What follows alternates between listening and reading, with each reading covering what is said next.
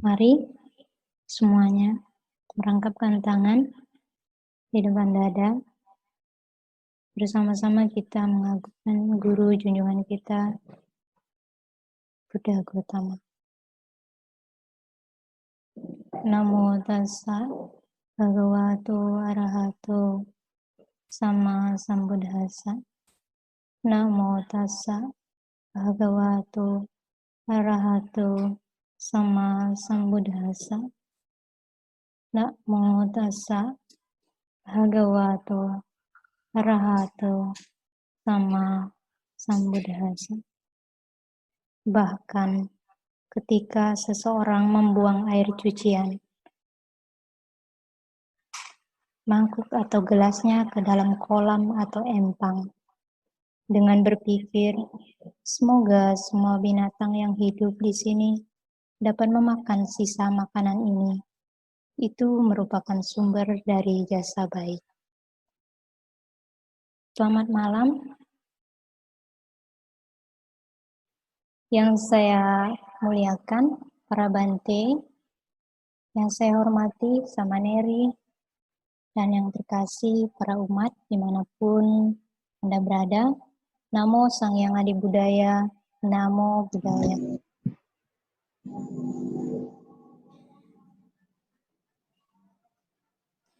Terima kasih pertama-tama saya sampaikan kepada Bante Sunanda yang kembali memberi kesempatan kepada saya pada hari ini mengulang dhamma yang telah dibabarkan oleh Guru Agung Buddha. Kita malam ini pindah dulu pembahasannya ya. Tidak membahas mengenai corona. Jadi Kita membahas apa hari ini? Seperti topik yang sudah tersebar ya. Di mana pada hari ini saya akan membahas mengenai 7 motif berdana. 7 motif berdana. Ya, atau motif dalam berdana.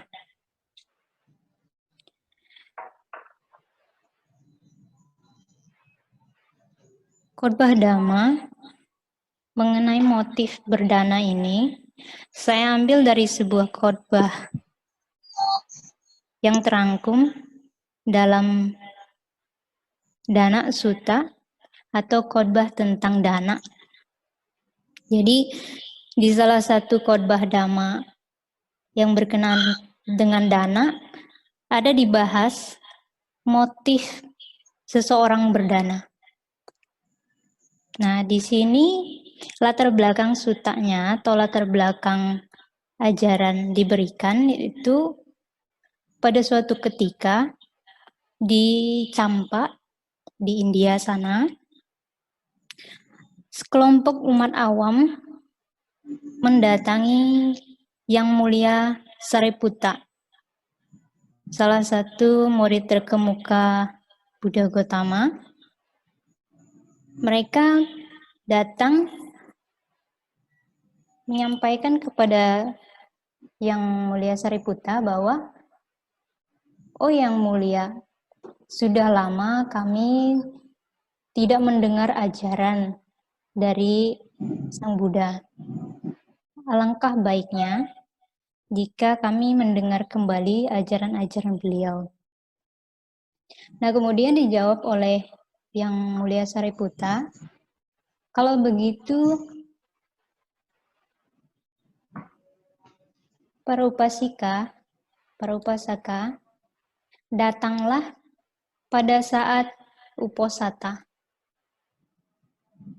Nah, kemudian para umat menjawab, baik, Yang Mulia Sariputta.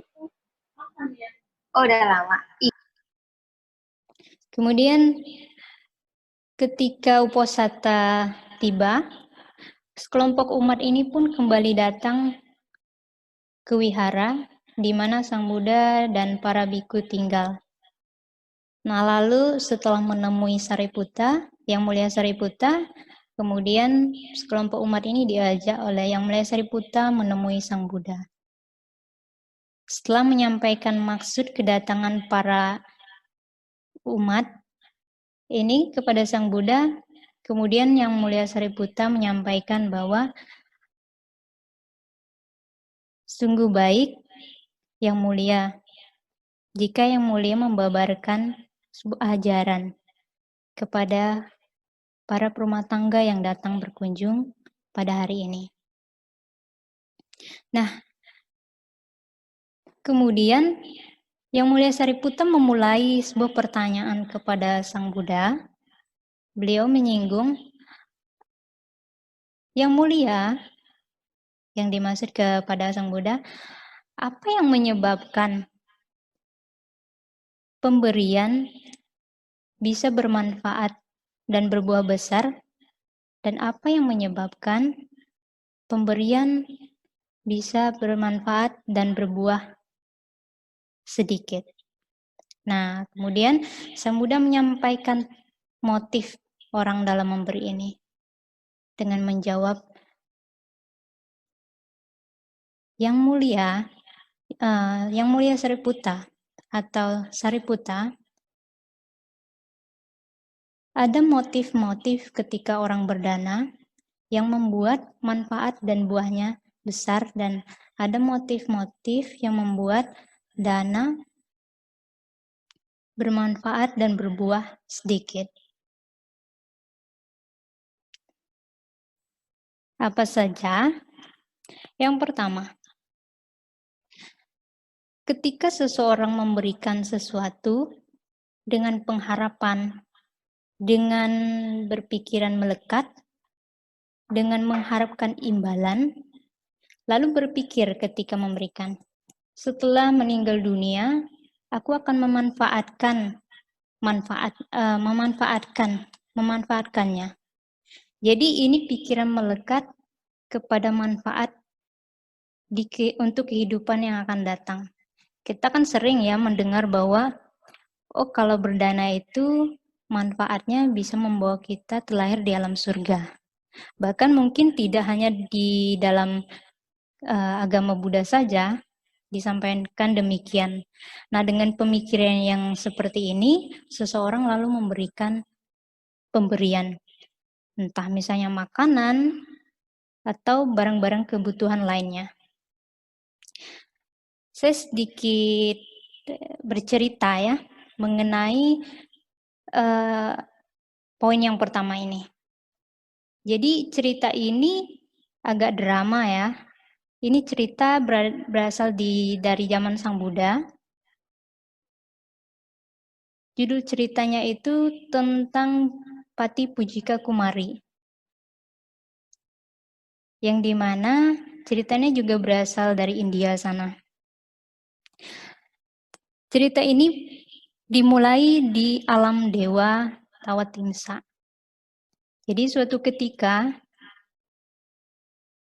sekelompok istri dewa dan dewa itu sendiri yang bernama Dewa Malabhari, mereka pergi ke sebuah taman untuk bersenang-senang. Para istri dewa ini ada yang memetik bunga, ada yang memanjat pohon, ada yang sambil main ayunan, dan lain sebagainya. Nah, kemudian salah satu dari istri para dewa ini meninggal dunia dari alam dewa. Kemudian dia terlahir sebagai manusia di kota Sawati. Terlahir sebagai perempuan muda yang cantik. Pada saat ia berusia 16 tahun, dia merupakan wanita muda yang juga sangat memiliki keyakinan terhadap Buddha, Dhamma, dan Sangha. Dikatakan juga bahwa ia mampu mengingat kehidupan lampaunya. Nah, dengan mengingat kehidupan lampaunya, ia ingat bahwa sebelum kelahirannya saat itu sebagai Pati Pujika Kumari, ia sebenarnya adalah seorang istri dari Dewa Malabhari di alam Dewa Tawatimsa. Nah, kemudian karena memiliki keinginan untuk kembali terlahir sebagai istri dari Dewa Malabhari ini, ia selalu rajin untuk melakukan kebajikan, seperti berdana makan kepada para biku dan para pertapa lainnya, kemudian pergi ke wihara untuk membersihkan tempat, membersihkan wihara, menyiapkan tempat duduk, dan juga menyiapkan air. Meski pada saat itu, ia sudah menikah dengan laki-laki di Sawati dan juga memiliki 4 orang anak ya. Pada saat itu waktu terus berjalan, jadi dia sudah terus bertambah usianya. Namun keinginannya untuk tetap terlahir sebagai istri dari Dewa Malabhari ini pun tidak kunjung hilang, sehingga dia terus melakukan kebajikan dengan tujuan untuk terlahir sebagai istri Dewa Malabhari tersebut. Dia rajin ke wihara, berdana, dan lain sebagainya. Nah, sampailah suatu hari ketika usianya sudah mulai menua ya, sekitar 50 tahunan lebih begitu. Setelah pagi ia berdana melakukan kebajikan seperti biasanya yang ia lakukan. Di sore hari dia meninggal dunia. Dan berkat kebajikannya tadi dan juga tekad kuatnya, ia berhasil terlahir kembali sebagai istri Dewa Malabhari tadi. Nah, kita kembali lagi ke tempat awal di mana cerita dimulai. Karena di alam dewa, secara kosmologi Buddhis ya, alam dewa itu memiliki usia yang panjang. Dikatakan bahwa satu hari di alam dewa Tawatimsa ini sama dengan 100 tahun umur manusia. Jadi menghilangnya putri atau Pati Pujika Kumari ini tidak begitu terasa. Jadi ketika ia kembali lagi sebagai istri dari Dewa Malabhari, itu sudah siang menginjak sore. Nah, pada saat itu mereka sudah siap-siap untuk kembali ke istana. Namun Dewa Malabhari ini ternyata memperhatikan bahwa salah satu permaisurinya atau istrinya tidak ada, yaitu Pati Pujika Kumari ini. Kemudian Dewa Malabhari ini pun menanyakan kepada Pati Pujika Kumari, "Kemana saja kamu pagi ini kok tidak kelihatan?" Nah, kemudian Pati Pujika Kumari ini menceritakan bahwa ia telah meninggal sebagai istri Dewa Malabhari dari alam Dewa Tawatimsa, kemudian terlahir kembali sebagai wanita muda, sebagai wanita yang bernama Pati Pujika Kumari di Sawati. Setelah ia melakukan banyak kebajikan dan ia bertekad untuk terlahir lagi sebagai istri Dewa Malabhari, ia meninggal di usia yang kira-kira 50 tahun. Dan dia telah menikah dengan seorang pria dan juga memiliki 4 orang putra. Karena berkat kebajikan yang telah ia lakukan, maka ia dapat kembali terlahir sebagai istri Dewa Malabhari. Demikian yang diceritakan oleh Pati Pujika Kumari kepada suaminya. Nah, kemudian Dewa Malabhari ini menanyakan ke Pati Pujika Kumari, lalu berapakah umur manusia? Nah, seperti yang di awal saya katakan bahwa umur manusia lebih pendek daripada umur dewa. Jadi Pati Puji Kekumari mengatakan 100 tahun umur manusia sama dengan 1 hari usia di alam dewa. Kemudian pertanyaan kedua, Dewa Malabari menanyakan, lalu apa yang dilakukan oleh manusia di alam manusia? Banyak dari mereka, kata Pati Puji Kekumari, mereka yang tidak menaati aturan, mereka yang melanggar moralitas dan tidak terkendali. Lalu dijawab oleh Dewa Malabari, sayang sekali kehidupan di alam manusia disia-siakan demikian. Nah, kemudian pindah lagi ke alam manusia. Karena biasanya Pati Puji Kekumari ini selalu berdana makanan di pagi hari, menyiapkan tempat, kemudian menyiapkan air, tetapi di sore hari ia meninggal. Kabarnya tersiar di sekelompok para biku. Lalu beberapa para biku mengetahui bahwa Pati Puji Kekumari telah meninggal dunia.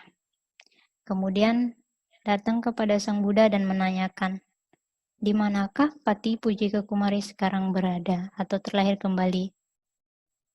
Sang Buddha mengatakan, Pati Puji Kekumari terlahir lagi di alam Dewa Tawatimsa sebagai istri Dewa Malabari, seperti awal dirinya sebelum terlahir sebagai manusia saat ini. Nah, itu salah satu cerita ya, sebagai contoh dari poin yang pertama. Jadi ada saja seseorang atau makhluk-makhluk yang dia memberikan pemberian dengan pikiran yang terinspirasi untuk terlahir di alam dewa atau terlahir di alam-alam yang indah.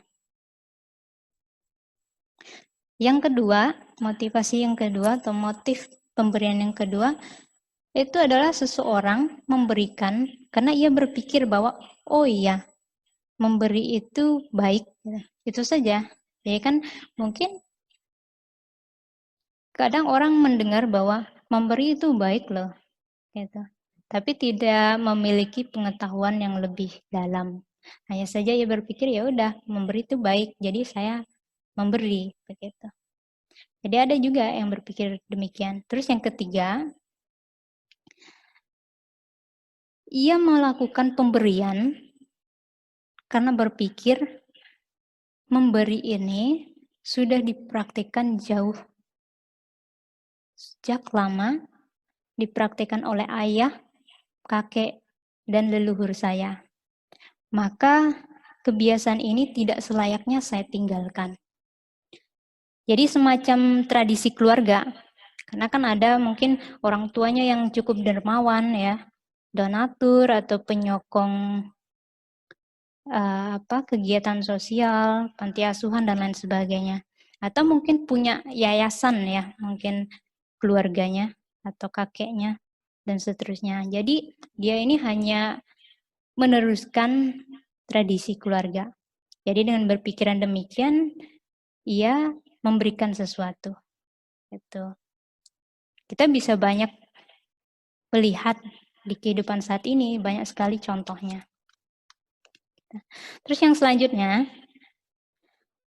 seseorang memberi dengan berpikir bahwa saya memasak, sedangkan orang lain tidak memasak. Jadi tidak benar kalau saya yang memasak tidak memberi kepada mereka yang tidak memasak. Nah, jadi ini sebenarnya pemikiran bahwa ketika kita memiliki sesuatu dan orang lain tidak memiliki sesuatu, jadi kayaknya nggak benar gitu. Kalau kita yang memiliki sesuatu tidak memberikan sesuatu kepada mereka yang tidak mampu atau tidak memiliki. Jadi mungkin saat ini ya kita sedang dilanda musibah, kan banyak mereka-mereka yang terkendala dalam bekerja, mungkin menjadi kekurangan dalam pemasukan, sehingga beberapa dari mereka yang memiliki kemampuan dalam finansial, mereka berpikir untuk membantu, gitu. Bahwa mereka lebih punya, sehingga akan lebih baik itu digunakan untuk membantu mereka yang tidak punya. Jadi ada motif yang demikian. Terus yang kelima, seseorang memberikan dengan berpikir seperti halnya para bijaksana di masa lampau, mereka memberikan sesuatu pemberian yang besar. Jadi ini termotivasi karena melihat atau membaca atau mendengar cerita-cerita orang bijaksana di masa lampau. Misalnya mungkin Anda sering mendengar kisah-kisah bodhisattva ketika beliau menyempurnakan dana parami atau menyempurnakan kedermawanannya. Jadi seorang bisa saja termotivasi karena hal itu. Atau mungkin kalau di zaman sekarang bisa juga termotivasi karena orang-orang besar, orang-orang bijaksana, atau orang-orang yang memiliki kekayaan. Gitu. Misalnya contoh, ini contoh saja ya. Ketika di media sosial misalnya, kita membaca Jack Ma gitu, mendanakan uang sekian banyak untuk korban bencana misalnya. Jadi melihat kedermawanan orang terkenal ini, orang sukses ini, dan orang bijaksana lainnya, seseorang juga termotivasi untuk memberikan dana. Nah, itu adalah motif yang kelima. Terus yang keenam, seseorang memberikan sesuatu, lalu berpikir, ketika aku sedang memberikan sesuatu, maka kegembiraan, sukacita, dan kebahagiaan muncul di dalam batin saya. Jadi ini ia melakukan pemberian karena termotivasi untuk memunculkan kepuasan batin dari memberi itu sendiri. Gitu. Terus yang terakhir, atau yang ketujuh, memberikan sesuatu dengan berpikir untuk memperindah batinnya dan menyempurnakan kedermawanannya. Jadi ia tahu bahwa, oh, dengan berdana itu membuat batin menjadi indah. Kita tidak menjadi orang yang kikir. Dan juga semakin dilatih melakukan pemberian itu, maka kedermawanan kita pun semakin sempurna. Gitu. Itu adalah motif-motif dalam perdana yang terangkum dalam ajaran tentang memberi. Nah, kembali lagi untuk yang terakhir, saya memberikan contoh ya. Karena yang lainnya mungkin mudah sekali untuk dipahami dan juga kita seringkali dapat melihatnya dalam kehidupan nyata ya. Yang terakhir ini saya bawakan atau saya sampaikan tentang kisah Brahmana Ekasataka. Ini juga cerita dari zaman Buddha ya. Untuk memperjelas. Jadi cerita ini berasal dari Jetavana di India juga. Yang di mana Brahmana Ekasataka ini merupakan seorang Brahmana miskin ya. Kenapa dia disebut Brahmana Ekasataka? Ini gelar saja karena beliau ini hidup dengan istrinya dan mereka hanya memiliki masing-masing satu pasang jubah dalam dan satu lembar jubah luar yang mereka pakai bersama-sama. Jadi ketika mereka harus keluar, ada satu di antara mereka tidak bisa keluar. Jadi mereka tidak bisa keluar bersama-sama. Karena jika jubah luarnya dipakai oleh suaminya, oleh Brahmana Ekasataka, maka istrinya tidak bisa ikut. Gitu. Jadi suatu ketika mereka mendengar berita bahwa akan ada pembabaran Dhamma di Wihara Jetavana oleh Sang Buddha sendiri. Kemudian Brahmana Ekasataka ini menyampaikan kepada istrinya bahwa akan ada pembabaran Dhamma di Wihara Jetavana. tetapi kita hanya memiliki satu lembar jubah luar. Sehingga ketika kita keluar, maka hanya satu orang saja yang bisa keluar. Nah, lalu istri menjawab, kalau demikian, saya akan keluar pada siang hari untuk mendengarkan dhamma. Dan kamu bisa mendengarkan di malam hari. Nah, disepakatilah akhirnya mereka akan mendengarkan dhamma, si istri di siang hari dan suami di malam hari. Kemudian ketika si suami pergi mendengarkan dhamma ke Wihara Jetavana pada malam hari, kebetulan sekali pada saat itu Sang Buddha sedang membabarkan tentang dana. Nah, ketika Brahmana Ekasataka ini mendengarkan ceramah tentang dana, dia merasakan kebahagiaan yang sangat dalam, kemudian memiliki keinginan untuk berdana, begitu. Namun karena dia ini miskin, satu-satunya yang ia miliki, yang berharga adalah jubah luarnya itu, yang ia pakai bersama istrinya. Ketika itu diberikan, maka tentu mereka tidak memiliki satu lembar jubah itu. Kemudian dia berpikir, pada saat itu waktu dibagi menjadi 3 ya, perhitungan waktu zaman dulu. Itu jaga pertama, jaga kedua, dan jaga ketiga. Mungkin kira-kira kayak malam, menjelang malam, atau dini hari begitulah kira-kira ya. Jadi dia terus berpikir untuk bagaimana caranya berdana. Sedangkan yang ia miliki hanya satu-satunya lembar jubah ini. Dia terus berpikir dan berperang dalam pikirannya, ini danakan atau tidak gitu. Danakan atau tidak. Ketika pikirannya ingin berdana, dia sudah siap untuk melepas, namun muncul pikiran lain bahwa jangan didanakan. Jika didanakan maka kalian tidak bisa pergi keluar, begitu.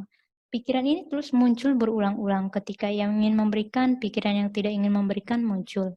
Jaga pertama akhirnya lewat, jaga kedua pun lewat. Karena dengan penuh keraguan di pikirannya.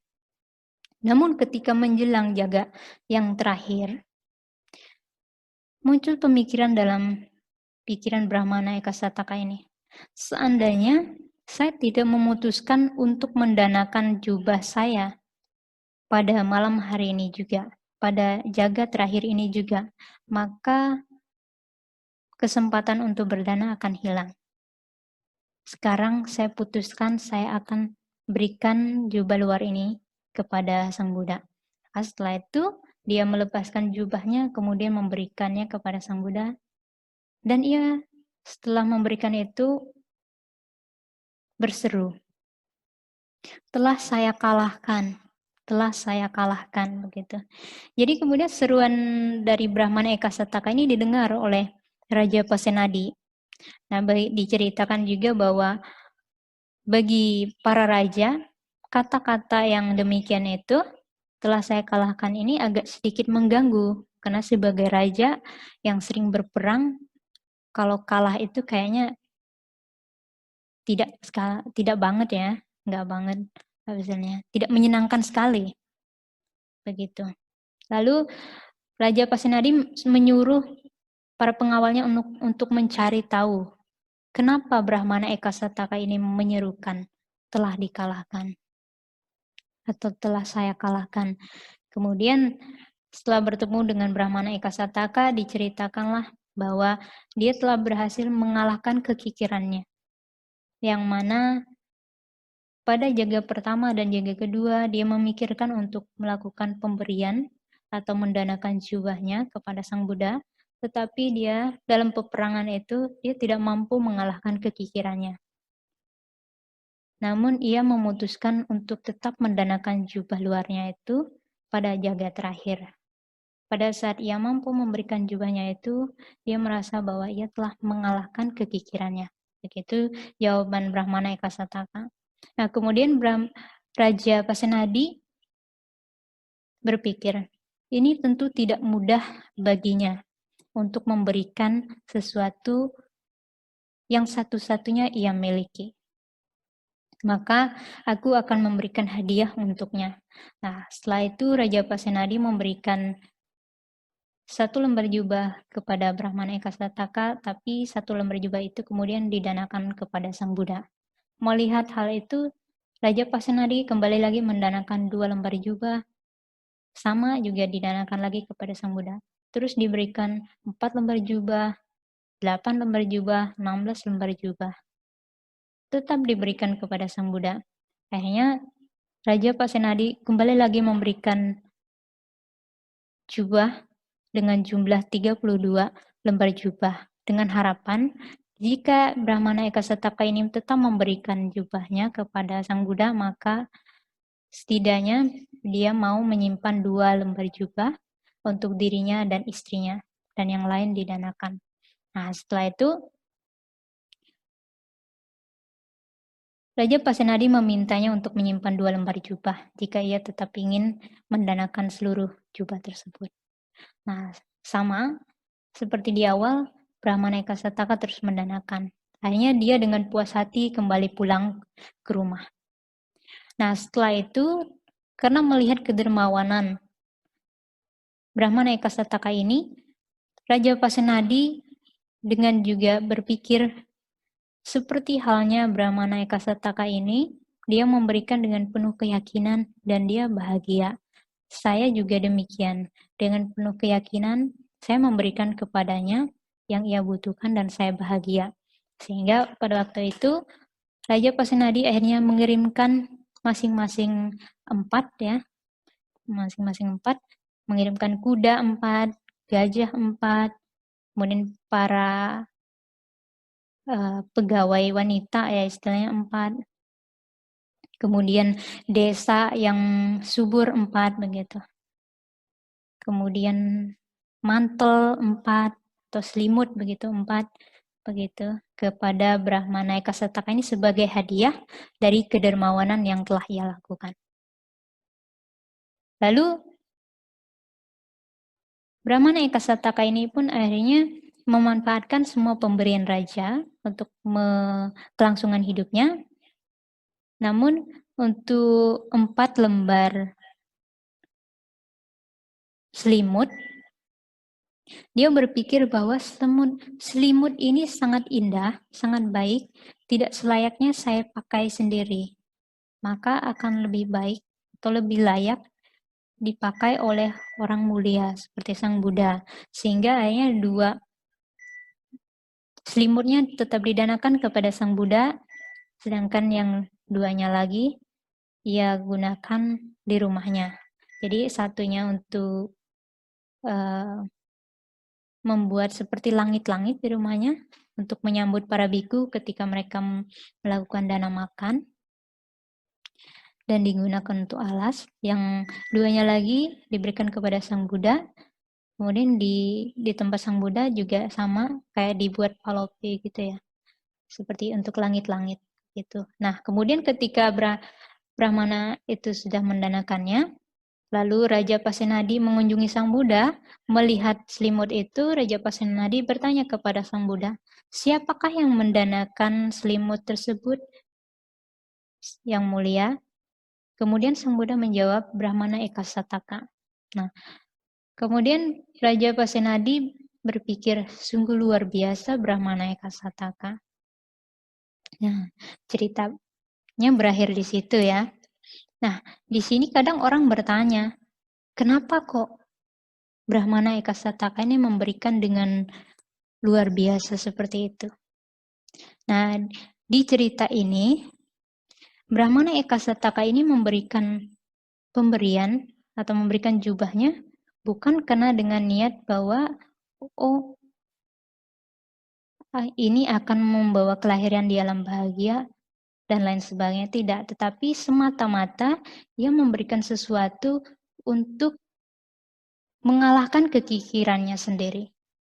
Jadi pemberian atau melakukan pemberian itu dia jadikan suatu praktek untuk mengikis kekotoran batinnya atau keserakahannya.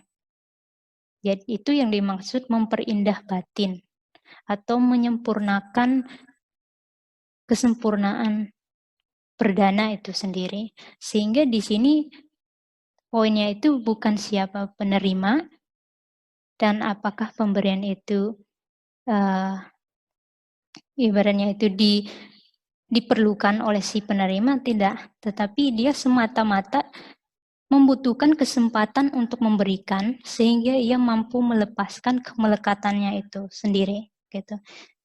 Jadi ini adalah poin pada nomor 7 mengenai motif dalam berdana. Jadi itu ya, motif-motif dalam berdana berdasarkan ajaran tentang dana. Demikian dhamma yang bisa saya ulang dan saya bagikan kepada Anda semua. Semoga bisa dapat dipahami dan juga menambah wawasan kita semua. Saya ucapkan terima kasih. Namo Sang Hyang Adi Budaya, Namo Buddhaya. Saya kembalikan kepada Bante Sunanda. Terima kasih Bante.